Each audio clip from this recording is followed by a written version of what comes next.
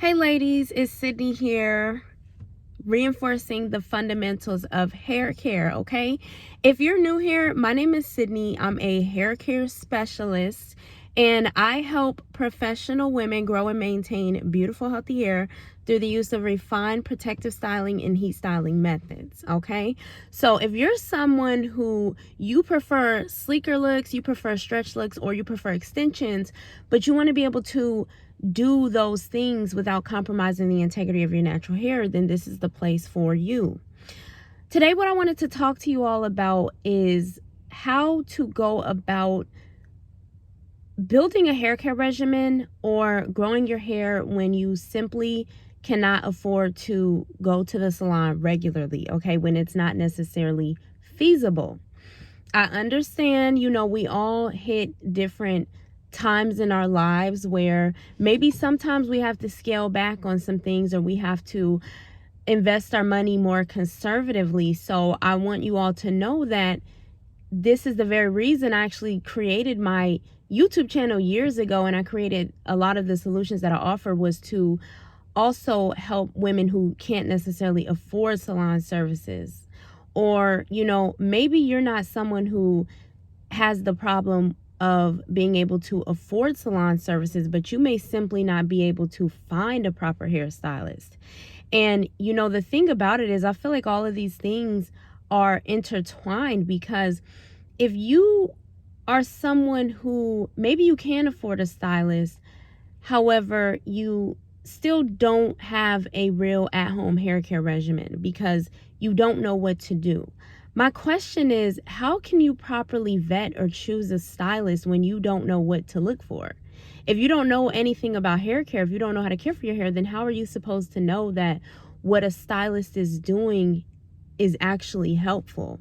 So I feel like all of these things kind of come full circle, and we are going to get into that today.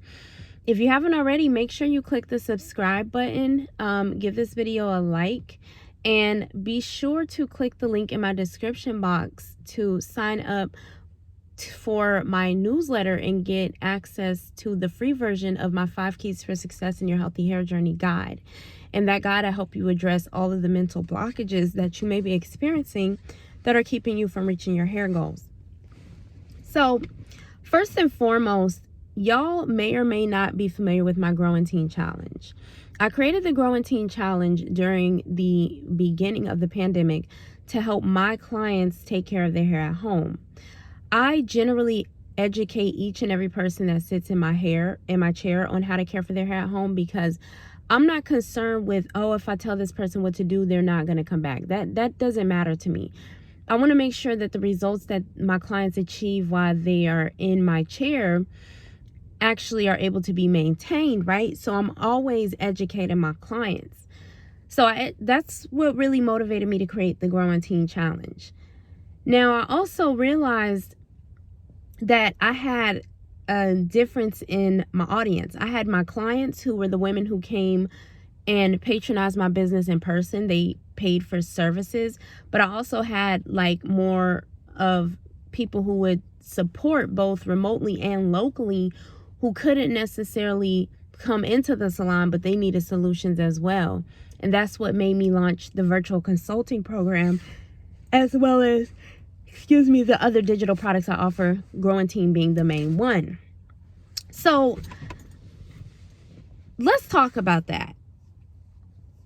If you are, this is especially true for those of you who are college age. I know that a lot of you tend to run to YouTube and you tend to DIY things because that is what works best for you and your budget.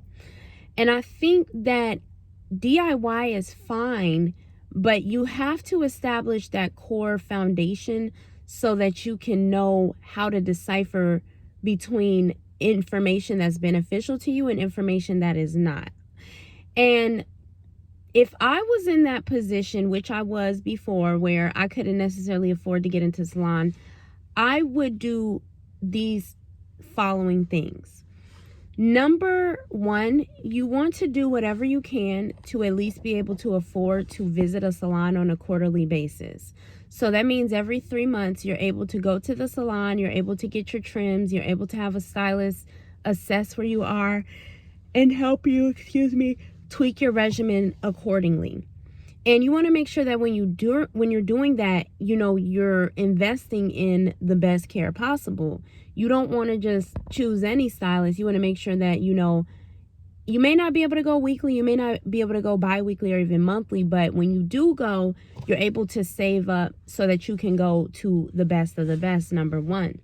Number two, you want to make sure that when you do finally get that salon visit, you're not skimping on treatments, you're not skimping on the things you need the most. For example, I have my $1 billion blowout and I have my 6-figure silk press. Those services are the most premium services I offer for those services, and they also include a series of Olaplex treatments that aid in restoring and repairing the hair.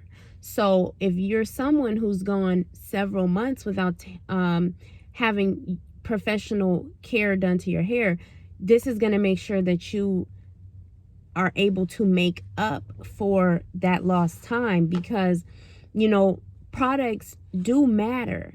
And I have certain products that I've included in the Growentine challenge that are great products. However, they are more on the economic option because they're more of a beginner intermediate.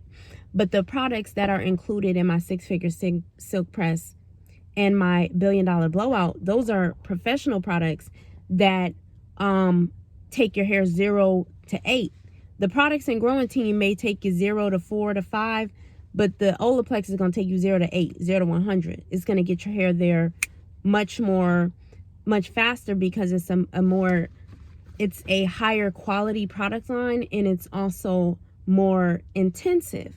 So you want to make sure that not only do you include some professional salon visits, but when you do go, you want to make sure you're giving your hair the best of the best. Another thing you want to make sure that you're doing when you can't afford to see a stylist regularly is you want to understand that if you're not paying for something with your money, then you have time. Generally, people who have more money, they have more money because of how they use their time, right? So they may not have time to give, but they have more money to give. The opposite happens when people tend to not have the money to spend. They may not have the money to spend, but they have plenty of time. You got to understand that if you don't have the money, you're going to have to be willing to invest your time. It's one or the other.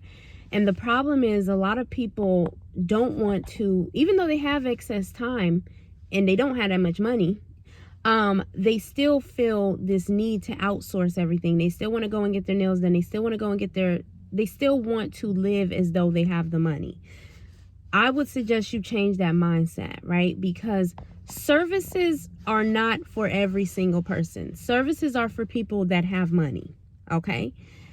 So what tends to happen is if you choose to outsource the service, but you also want to make sure you're getting a deal, you're going to probably end up outsourcing that task and that service to a person who may not be the most qualified, and that might end up costing you more than saving you. Do you get what I'm saying? Because there's a difference between cost and price.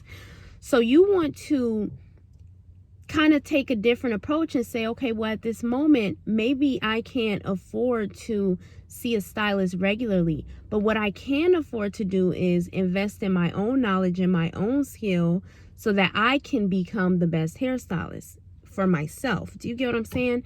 So instead of wasting money in selecting a service provider that is mediocre or incompetent, you want to take that money and you want to invest it into the knowledge so that you can do it yourself because you have the time. Does that make sense? Very important. Number two, you want to, or I don't know what number I'm on, but you also want to make sure that if you are someone who can't afford to see a stylist regularly, I would say refrain from trying to keep up with all of the trends. A lot of people tend to have their hair damaged because they're constantly trying to keep up with trends, right?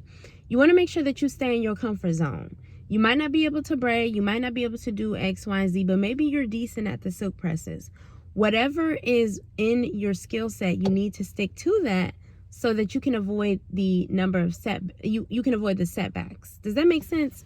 So Y'all, I hope that these tips were helpful. If you're interested in taking your hair journey into your own hands and saving some money, make sure that you click the link in my description box and enroll in my Growentine hair growth challenge, okay?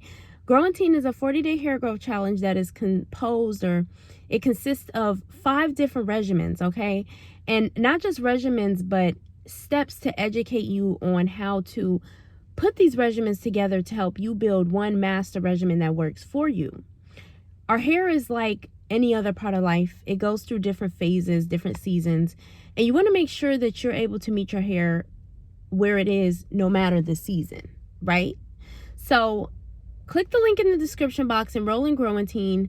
If you have any questions about the challenge, you can comment below. And because you watched this video to the very end, if you enter the code GROW at checkout, I will give you a surprise discount to help your sisters out, especially my college girls. I know a lot of college girls are out there. So I hope that this video was helpful. I will talk to y'all later. And again, if you haven't already, make sure that you like, comment, and subscribe, and share this with a friend that you know is in need of an at-home hair care regimen. I'll talk to y'all later.